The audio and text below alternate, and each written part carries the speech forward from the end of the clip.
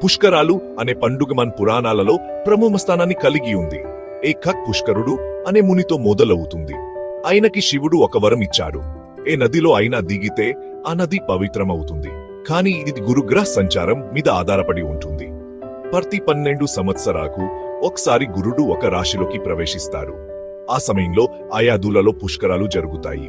పుష్కరాలు కేవలం పండుగ మాత్రమే కాదు, ఇది భూమికి ఆకాశానికి మధ్య ఉన్న దివ్య సంబంధాన్ని చాటే ఒక ఉత్సవం. కాలచక్రం గురించి మనకి గుర్తు చేసే సందర్భం. ఈ పవిత్ర సమయంలో నదులు చాలా శక్తివంతంగా ఉంటాయి. భూమి నదుల్లో స్నానం చేస్తే పాపాలు తొలగిపోతాయి, దీవెనలు లభిస్తాయి. సరస్వతి పుష్కరాల సమయం యాదృచ్ఛికంగా నిర్ణయించబడలేదు.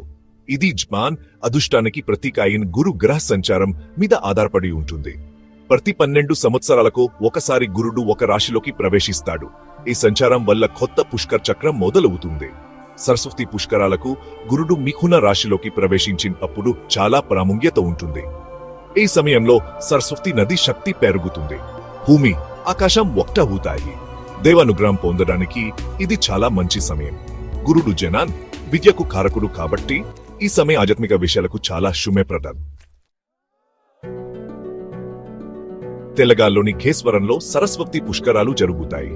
ఇక్కడే త్రివేణి సంగమం ఉంది. గోదావరి, ప్రాణహిత, సరస్వతి నదులు ఇక్కడ కలుస్తాయి. సరస్వతి నది భూమి లోపల ప్రవహిస్తుందని చెబుతారు. హిందూ పురాణాల్లో సరస్వతి నదికి ప్రత్యేక స్థానం ఉంది. విద్య, సంగీతం, కళ్ళకు అధిష్టాన్ దేవత సరస్వతి. ఈ 3 నదులు కలిసే చోట్ చాలా శక్తి ఉంటుంది.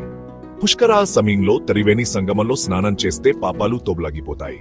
ఇది ఒక పునర్జన్మ లాంటిది. సరస్వతి పుష్కరాల్లో ఎన్నో ఆచారాలు, సంప్రదాయాలు ఉంటాయి. ప్రతి ఒక్కటి ప్రత్యేకమైన అర్థాన్ని కలిగి ఉంటుంది. దేశం నలుమూల నుండి భక్తులు కేశ్వరానికి వచ్చి ఈ పుణ్య కార్యక్రమాల్లో పాల్గొంటారు. త్రివేణి సంగమంలో స్నానం చేయడం చాలా ముఖ్యమైన ఆచారం. తర్పణం ఇవ్వడం ద్వారా పితృదేవతలను స్మరిస్తారు. హోమాలు, పూజలు నిర్వహిస్తారు. సాయంత్రం సమయంలో సరస్వతి ఆర్తి చాలా అందముగా ఉంటుంది. లక్షలాది మంది భక్తుల కోసం తెలంగాణ ప్రభుత్వం చాలా ఏర్పాట్లు చేసింది. కొత్తగా పుతాట్లు నిర్మించారు. బస్ చేయడానికి వసతి కల్పించారు. 17 అడుగుల సరస్వతి విగ్రహం కూడా ఏర్పాటు చేశారు. భక్తులకు సహాయం చేయడానికి ప్రభుత్వం ఒక మొబైల్ యాప్ ని కూడా ప్రారంభించింది. ఈ యాప్ ద్వారా పూజా విధానాలు, ఆలయాల సమయాలు, ప్రత్యక్ష సమాచారం తెలుసుకోవచ్చు.